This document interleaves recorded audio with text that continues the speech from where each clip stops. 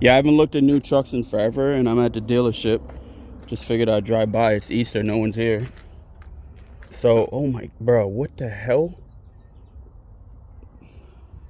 Oh, this is a hybrid. They want $87,000. Who the fuck is paying that? Who could afford that, yo? I ain't gonna lie, yo. The interior looks kind of fire. For $90,000? Yo. I would never in my right mind pay that, ever. So this is basically, after taxes, state fees and shit, that's probably $92,000. Nah, I'm gonna have to pass. Limited my ass.